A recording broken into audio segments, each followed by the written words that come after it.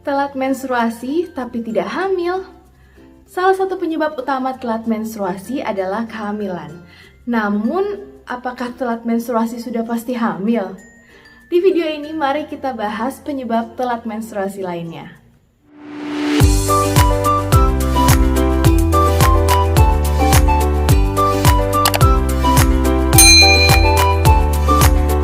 Halo semuanya, welcome back to my channel dengan saya Dr. Jessica.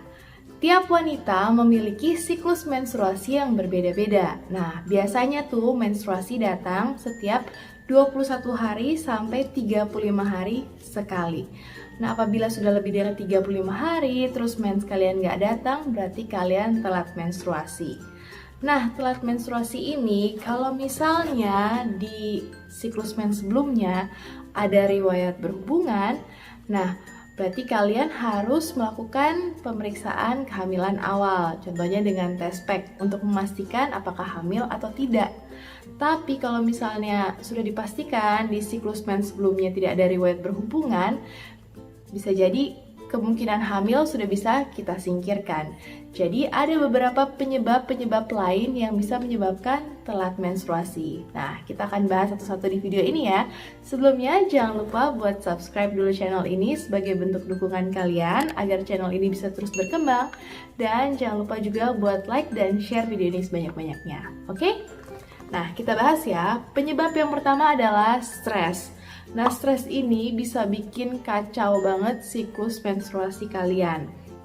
Karena stres itu bisa mempengaruhi kinerja dari bagian otak kita, yaitu hipotalamus. Yang sebenarnya hipotalamus ini kerjanya adalah untuk mengatur hormon kita, yaitu hormon estrogen dan progesteron. Nah, akibatnya jadi kacau deh. Nah, itu bisa bikin kacau siklus menstruasi kita juga.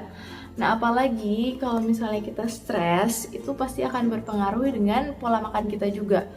Kita bisa jadi nggak makan, malah jadi tambah kurus. Bisa jadi banyak makan, stress eating, malah jadi tambah gendut. Nah, ini juga malah bisa memperparah kacaunya siklus mens kalian, ya. Ya, jadinya kalau untuk mengatasi ini, kita bisa atasi dengan cara mengalihkan pemikiran kita dari stres-stres yang mengganggu. Kita bisa dengan cara olahraga yang teratur, relaksasi, mencari kegiatan yang lebih bermanfaat yang bisa mengalihkan kita dari pemikiran stres tersebut. Oke? Penyebab yang kedua adalah perubahan berat badan yang sangat drastis. Misalnya terlalu berat ataupun terlalu kurus. Nah, ini bisa bikin siklus kita kacau juga karena ini mempengaruhi hormon kita juga. Nah, menurut penelitian bagi orang-orang yang indeks massa tubuhnya udah lebih dari 125 atau overweight atau bahkan lebih di atas 30 alias obesitas, itu biasanya siklus menstruasinya kacau. Sedangkan bagi orang-orang yang terlalu kurus, yang memiliki gangguan makan seperti bulimia, anoreksia nervosa, yang menyebabkan berat badan seseorang itu 10% lebih rendah daripada berat badan normalnya. Nah, itu bisa juga mengacaukan siklus menstruasinya karena biasanya orang-orang yang terlalu kurus produksi hormon estrogennya lebih rendah daripada orang yang beratnya normal atau beratnya ideal. Nah, untuk mengatasi ini teman-teman, ada baiknya untuk merubah berat badan kita menjadi lebih ideal lagi dengan cara yang sehat tentunya. Nah, setelah berat badan kita berangsur-angsur kembali ke berat badan yang ideal, berat badan yang normal, nah berangsur-angsur juga siklus menstruasi kita akan kembali ke normal. Oke? Penyebab yang berikutnya adalah penggunaan kontrasepsi atau pil KB. Nah, pil KB ini atau pil pencegah kehamilan, dia akan menghambat proses ovulasi. Jadi dia akan menghambat proses pelepasan sel telur dari indung telur. Nah, biasanya bagi kalian yang mengkonsumsi pil KB atau kontrasepsi hormonal ya, biasanya itu mengandung hormon estrogen dan progestin. Nah, hormon-hormon ini akan menghambat proses ovulasi tadi. Karena tidak ada ovulasi, akibatnya tidak akan terjadi kehamilan.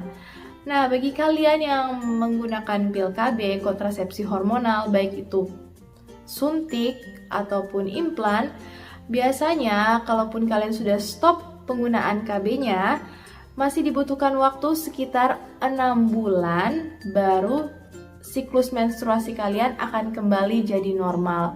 Itulah sebabnya bagi wanita yang baru lepas KB nggak bisa langsung hamil, karena masih dibutuhkan waktu sekitar 6 bulan agar siklus mens kembali ke normal.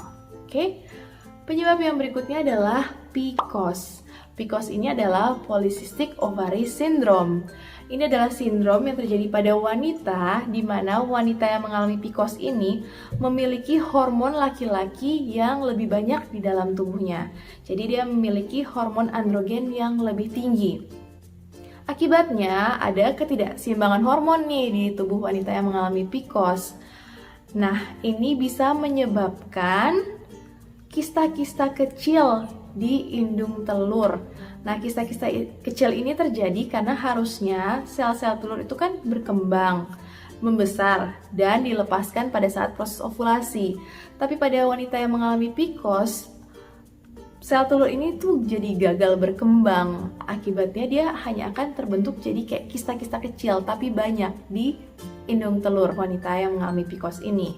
Nah, untuk mengatasi ini memang dibutuhkan pengobatan, teman-teman.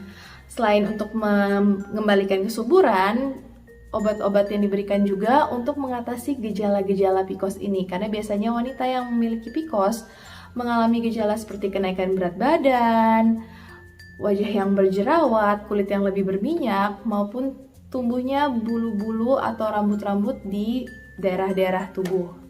Penyebab yang berikutnya adalah penyakit tiroid. Kelenjar tiroid kita adalah kelenjar yang memproduksi hormon yang mengatur metabolisme tubuh kita. Nah, apabila ada kelenjar tiroid yang memproduksi hormon yang berlebih atau kelenjar tiroid yang kurang dalam memproduksi hormon, akibatnya akan ada ketidakseimbangan hormon dalam tubuh seorang yang menderita penyakit tiroid ini. Dan itu juga akan mempengaruhi siklus menstruasi. Maka dari itu, orang yang memiliki penyakit tiroid juga membutuhkan pengobatan. Dan penyebab yang berikutnya adalah menopause dini.